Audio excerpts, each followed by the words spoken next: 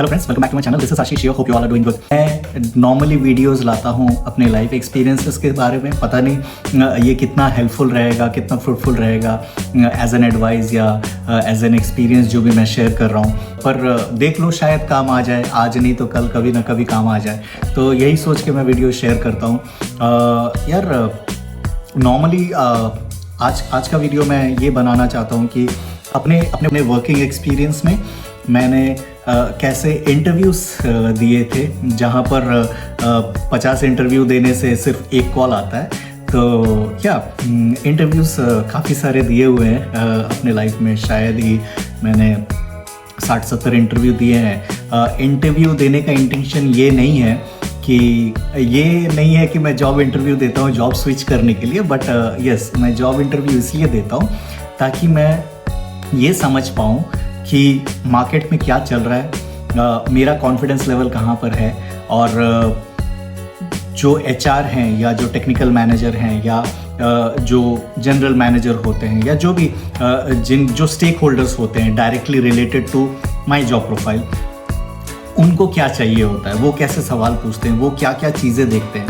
तो काफ़ी बड़ी कंपनीज़ में भी इंटरव्यू दिया है, काफ़ी छोटी कंपनीज़ में भी इंटरव्यू दिया है। अगर मुझे कोई इंटरव्यू कॉल आ जाता है, मैं कोशिश करता हूँ कि मैं उसे मिस ना करूँ इंटरव्यू देने के लिए। तो मैं इस वीडियो में यही कोशिश कर रहा हूँ बताने की कि ऐसा नहीं है कि हम एक जगह पे अगर जॉब कर रहे हैं जहाँ हम खुश हैं, जहाँ हम काम कर रहे हैं, ठीक है, खुश हैं नहीं है, that is a separate factor, पर at the end of the day हम एक सेटिस्फैक्ट्रीली काम कर रहे हैं। अगर सेटिस्फैक्ट्रीली भी काम नहीं कर रहे हैं तो एंड ऑफ द डे मुझे अर्निंग्स मिल रही है, मुझे सैलरी मिल रही है और मैं वो काम कर रहा हूँ क्योंकि मेरा घर उससे चल रहा है, ठीक है। तो आई वुड से जब तक मैं वो काम कर रहा हूँ और मेरा घर उससे चल रहा है, वो एक सेटिस्फैक्ट्रीली वर्किंग एनवायरनमेंट हुआ। क्योंकि मैं ज़्यादा अनसेटिस्फाइड हुआ तो या तो मैं नौकरी स्विच करूँगा या तो मैं नौकरी के लिए अलग इंटरव्यूज़ दूंगा। That is the different discussion all together. Topic ये है कि बार बार दूसरी जगह पे इंटरव्यूज़ देने से क्या मिलता है मुझे, या हम अगर अप्रोच करते हैं और हमें एक इंटरव्यू कॉल आता है, भले ही हम अपने जॉब में हैं, काम कर रहे हैं, जो भी कर रहे हैं अपना डेली रेगुलर वर्क्स, एक इंटरव्यू कॉल आता है, उसमें जाने से क्या फ़ायदे होते हैं, क्या नुकसान होता है। तो मैंने जो सीखा है इंटरव्यू सेशन में, सबसे पहले तो जब नौकरी की एक्चुअली ज़रूरत रहती है, अगर नौकरी चली जाए या जॉब स्विच करने का सोच रहे हैं, तो काफ़ी कम इंटरव्यूज़ आते हैं, काफ़ी कम इंटरव्यू कॉल्स आते हैं, सिलेक्शन प्रोसीजर्स काफ़ी स्ट्रिक्ट हो जाता है, कभी पैकेज नहीं मिलता तो कभी वर्किंग नेचर मैच नहीं करता है। तो ठीक है, वो सारा प्रोज एंड कॉन्स रहता है और eight the end of the day हम डिसाइड करते हैं कि कौन सा जॉब ज्वाइन करना है जो हमें भी सही लगे या इंटरव्यूअर या कंपनी को भी सही लगे कि हम राइट कैंडिडेट हैं उनके लिए। इंटरव्यू देने के टाइम में कुछ पॉइंट्स हैं जो मैं नोट करता हूँ, जो मैंने अपनी लाइफ में धीरे धीरे सीखा है। धीरे धीरे नहीं, काफ़ी देर में ही सीखा है। बेसिकली हम इंटरव्यू देने जाते हैं तो क्या देते हैं, क्या बोलते हैं उनसे। सी, फर्स्ट ऑफ ऑल हमें रेडी रहना चाहिए। अगर हम इंटरव्यू, वेदर हम जॉब ज्वाइन करें नहीं करें, that is a totally tertiary matter. वो सेलेक्ट करे ना करे, that is also a tertiary matter. पर अगर हम सीरियसली कोई इंटरव्यू को देने जाते हैं, हम फर्स्ट ऑफ ऑल हर एक इंटरव्यू को सीरियसली ही ट्रीट करते हैं, क्योंकि सीरियसली अगर ट्रीट नहीं करेंगे, that is a waste of your time, waste of theirs time as well. तो एटलीस्ट नौकरी नहीं तो कुछ ना कुछ सीख तो लेके जाओ ताकि दूसरे जगह पे काम आ सके। ऐसा बहुत बार हुआ है कि कॉन्फिडेंटली, या बोल सकते हैं ओवर कॉन्फिडेंटली इंटरव्यू देने गए हैं ये सोच के कि मेरे ही फील्ड का है, मेरे ही फील्ड का नॉलेज है, प्रोफाइल भी मेरे ही फील्ड का है। पर जब सामने वाला बंदा ऐसा कुछ पूछ लेता है कि like out of the blue पूछते हैं, तो होश उड़ जाते हैं, हमारे पास कोई आंसर नहीं रहता है। आप एक्सपीरियंस्ड हो, नॉन एक्सपीरियंस्ड हो, इससे कोई फ़र्क नहीं पड़ता है। इट ऑल डिपेंड्स कि आपका प्रेजेंस ऑफ माइंड उस टाइम में कैसा काम करता है, आपका बॉडी लैंग्वेज उस टाइम में कैसा काम करता है, आप कैसे स्माइल करते हो, आप कैसे अप्रोच करते हो, आप कैसे हाथ मिलाते हो, हैंडशेक करते हो, आप कैसे पेशेंटली वेट करते हो for the question to end, आप कैसे सोचते हो बिफोर आंसरिंग।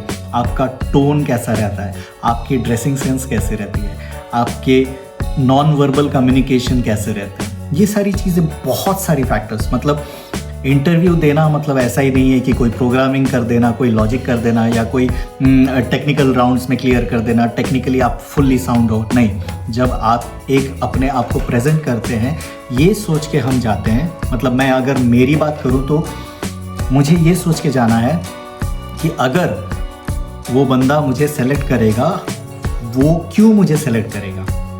सबसे पहली बात, क्या मैं उसके टेक्निकल आंसर्स के सारे आंसर दे दिया तो वो मुझे सेलेक्ट कर देगा?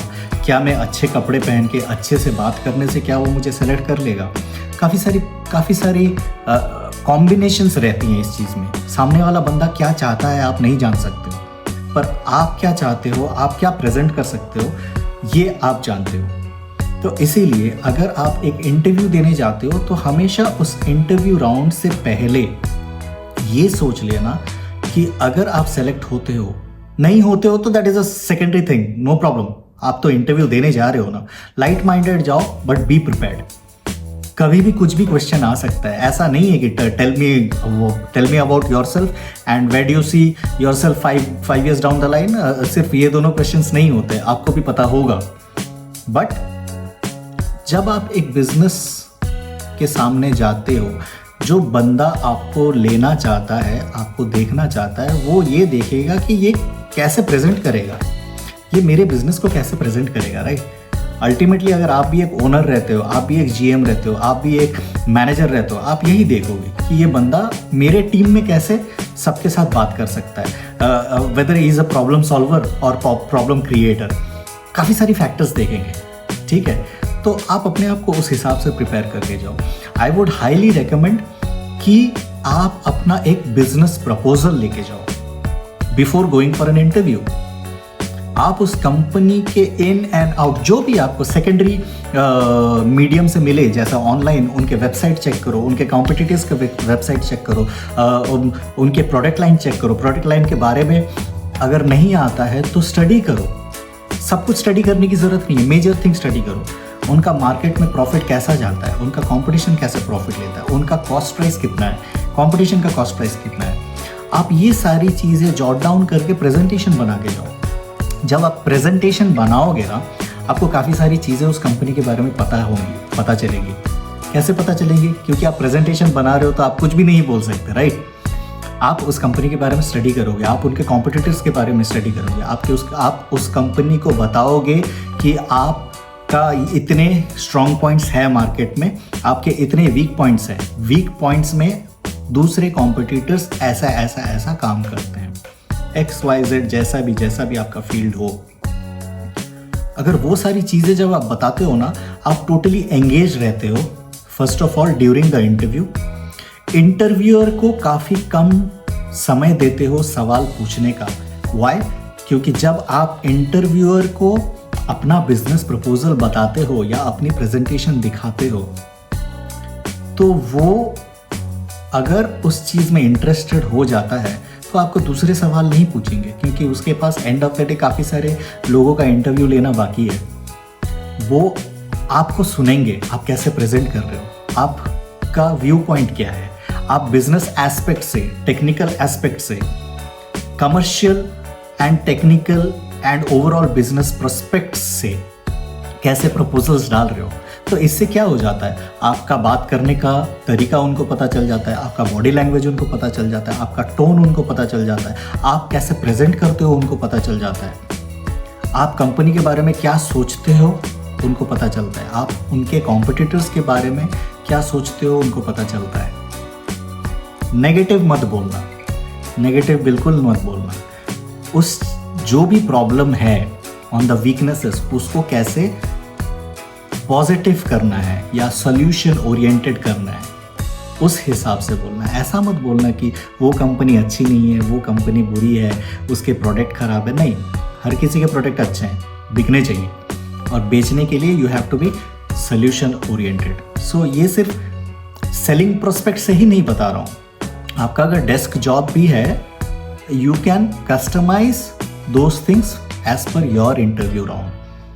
आप कैसे उस चीज़ में सल्यूशन ला सकते हो, आप टीम वर्क कर सकते हो कि नहीं, या आप सेल्फ सेंट्रिक काम करते हो, आपको डिस्टर्बेंस होता है कोई और डिस्टर्ब करने से, या आप एक टीम लेके चल सकते हो।